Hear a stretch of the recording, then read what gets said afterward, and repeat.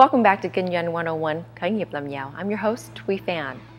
City Hall may seem like a daunting place, but it is in fact a place where you can get help when you're starting your business, leasing a new space, or looking to get permits for your new venture. In this segment, we'll talk to the people who make these projects happen and what tips they have when it comes to dealing with permits and making sure you're on track for your business.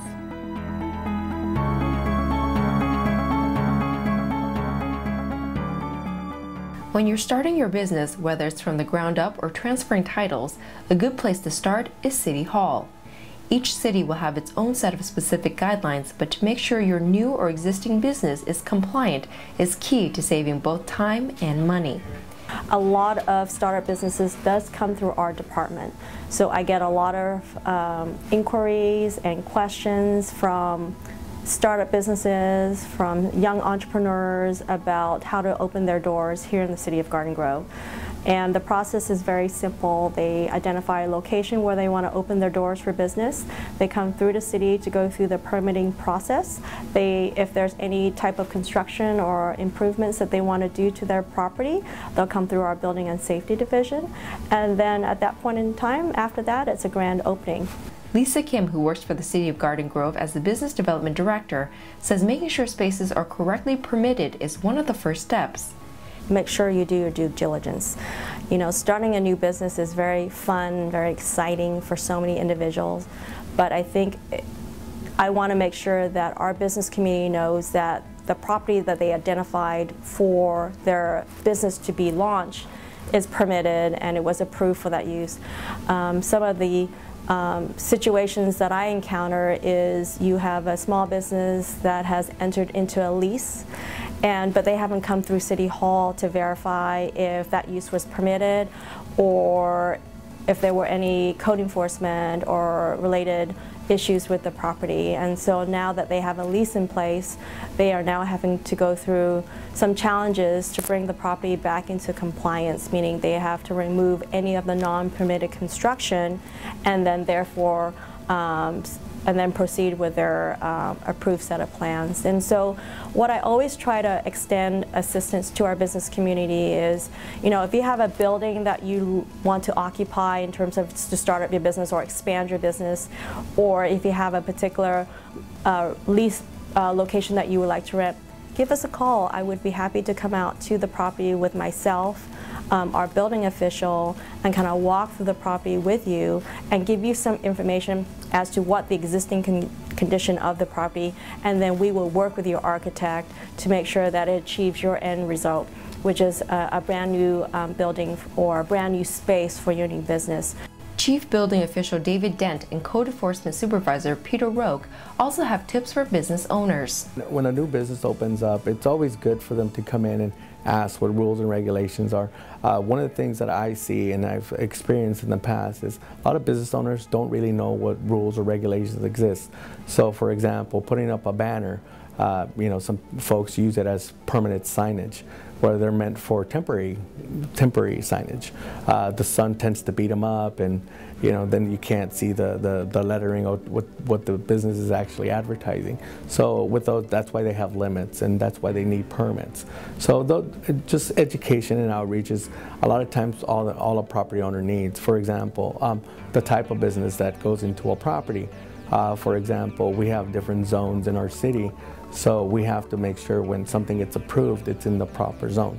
Well, what we really suggest, number one, is that before they even sign the lease to come into the building department, check on the records, check on the past code violations, check on all the research for the property, because once they sign the lease, they're kind of stuck with what they buy. I mean, that's number one. I mean, we normally get that kind of response, is that we've already signed the lease and now we're stuck doing with what we do, and they think their building can go there or their use can go there, but it's actually not allowed. So really, before signing that lease, they need to come in and check with the records department and see what's previously been on the property. From there, then we'll actually do a courtesy inspection if it's really that extreme. Let's say they want to really remodel the place, or they want to see what's there is actually permitted. We'll actually come out there and do a courtesy inspection just to take a look, just so that they're feeling comfortable, safe. You know, they aren't experts, as you mentioned. And the fact is that we're coming out there to see if it's safe, if it's permitted, and if those things are available for them to do with their business. Because they might be wanting to do a kitchen or a restaurant, think the existing equipment is compliant, and in reality it's too old or it's outdated or it hasn't been inspected in years. So really the research is the main thing they want to do prior to signing a lease. Oftentimes the question that my staff ask if an inquiry is made at the public counter, you come to City Hall, I want to open a restaurant. And the follow-up question that would be made is, do you have a location in mind? So most of the time there is a location in mind, so we need to double check to see if it's a permitted use. So you want to make sure that it's not built in a residential neighborhood, it's in an area that's designated for commercial use. And then through that process, if it's an existing space that had some prior approvals already in place, you just want to verify that it was previously a restaurant. I'm going to buy the business and continue operating as a restaurant use. And then you secure your planning approvals, you go through the business tax license process and get your business tax license, and then you're on your merry way. There's a separate process if it's a startup, if it's a vacant property or there is previously retail and you want to convert it, there's a separate process that the young businesses would have to go through, and it's the permitting and entitlement process. Kim wanted to make sure business owners didn't waste time and money doing business with non-permitted spaces. A lot of our existing businesses that are very, very successful have a certain style how they operate their business, and to change takes a very, it's not a challenging process, but change is not always easy for anyone. I would recommend that they meet with our Small Business Development Center, which is one of the resources that I would highly recommend for small businesses. I would also reach out to me at City Hall. I always love to learn the story behind a family business that has been, 2-3 generations strong and want to take it and scale it. There are a lot of resources available to them. For me, sometimes it's just location. They've been in the current location and have outgrown their space and just need to know what availability is available to them in the city of Garden Grove. On our website, we have a resource under the community, under the business tool. You can identify properties that are available for lease and for sale in the city of Garden Grove. So that's a tool and a resource for our small businesses today. Kim says many times in a bid to save time and skirt the permits, people will make changes to their spaces and the results will end up delaying and costing more than if they had gone through the correct permitting process in the first place. Well, the main thing is they go in there and they do improvements. I mean, something like a nail shop, they're going to add a sink, maybe they add a little office into the corner. They'll just do improvements because they want to open and that's what their business needs. Even as minor as adding a few outlets, all those things require permits. They might put up signage. They got the banners waving outside saying open, grand opening. All those require permits. So they just assume that they can do those things and open up. But all those parts are part of a code that needs a permit, that needs to get inspected by us to make sure it's the proper size, it's not blocking anybody's view, or it's not too excessive. So those are things that we actually inspect. Also, as a business owner, you can also alert the city to other businesses that might be violating their terms that may be affecting your business. So there's various reasons why folks complain. I mean, we get types of complaints where somebody's walking their dog and just notices that the maintenance is kind of going downhill. So, they're concerned citizens and they have a lot of community pride. So they'll call us and say, hey, this shopping center needs a little TLC. So normally they would call us, we would go out there, conduct an inspection to see what really exists out there. Sometimes we get complaints and we follow up and there's nothing there. Sometimes folks are kind of expanding outdoors. For example, would be like a restaurant that starts selling food in the parking lot. Normally there's, those areas are designated for parking. I've seen where folks put their outside cooking equipment in parking stalls. So those are the kind of complaints that we get. And again, if somebody's going to conduct a special event, they would need to come in and say, hey, we're going to conduct a special event and obtain a permit for that. That way the city knows that they're going to be using designated space and those kinds of things. If you want to do the right thing, you got to kind of want to seek out the information, whereas some people, look at here's actually the part where people go a little one way or another, that they just look at what the neighbor's doing and think that, oh, because that neighbor's doing that, I can do that. When in reality, that neighbor might be doing it illegally as well. So that tends to be the norm, is that they just look and see what's going on in the city and just assume they can do the same thing. Whereas they should come in and ask the questions, am I able to do this? I mean, that's really what happens. In the city of Garden Grove, many of the permits can be searched online, making it even easier. Currently, right now, we're trying to streamline the whole building and safety department. What that means is having things access to people that don't necessarily have to come into the building department to do.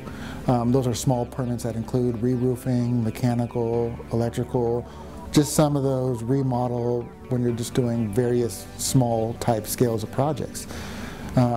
Because we know their time is valuable. And having to drive down to City Hall, park, wait, do this process is something that we know can be better spent on site. So we open up those things that allow them to go online and actually go through the whole permit process for those that don't require a plan. And then from there, once they actually have a permit, they can actually go online again to schedule that inspection and verify that their inspection has been scheduled. And then those are things that normally would have someone coming down here to do. We want to make sure that they can come in and do those from their home or from their office and save their time.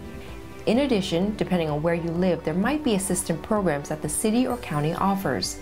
In Garden Grove, they instituted a new loan that allows small businesses to access up to $25,000 to help grow their business. The funds could be used in two forms. You can use the $25,000 towards tenant improvements, and what that means is construction-related work, such as property improvements, landscaping, new signage. That's one component of how you can use the loan proceeds for.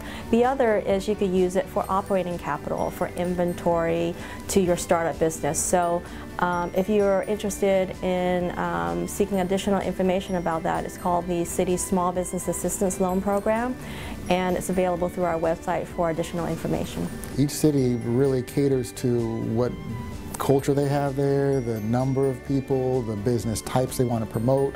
All those things are different per city. That's why it's important that they actually come in and ask, and don't assume, like you're saying, that from one city to the next they're all the same thing. Because one might have a historical district and their signage is a certain way, or some might, have a more pedestrian-friendly economy where they want to set things back and do different types of landscape that aren't promoting tripping or blocking of certain walkways. So those are the things that you really have to know your city, and really the only way to do that is to come in and ask. Officials stress how important it is to reach out so that they are able to guide and work with you on your business. I don't want reaching out to City Hall to be scary. Our job is, your success is our success. And so my goal is to have more conversations with our business community and know that we are only here to help. Well, I think what's most important about our small businesses, especially in the city of Garden Grove, is you are the backbone of our economy. I would say roughly about 85% of our businesses are small business entrepreneurs, and they began by locating here in the city of Garden Grove, as well as creating the local jobs that support our economy. So I think we need our small business foothold. We hope that they establish locally in Garden Grove and grow to 50 to 60 stores nationwide, and we are the support in place that help them grow. Sometimes it's just asking a question and knowing that there's a resource, and not to be afraid to come to City Hall. Sometimes it's very intimidating because it's government. I want to send the message to the business community that we are here to help you. My name is Lisa. I grew up in the restaurant business, and I understand working long hours, but I'm able to translate a lot of my upbringing to where I'm at today, and lend that support so that when I have a mom and dad and son and daughter sitting here asking for help how to grow my business, well, what exactly and how do you want to grow it in what particular area, at least I know there's a resource available to them. Coming up after the break, find out how a husband and wife team found an opportunity to utilize the city's loan program to expand their business. You won't want to miss it. Stay with us.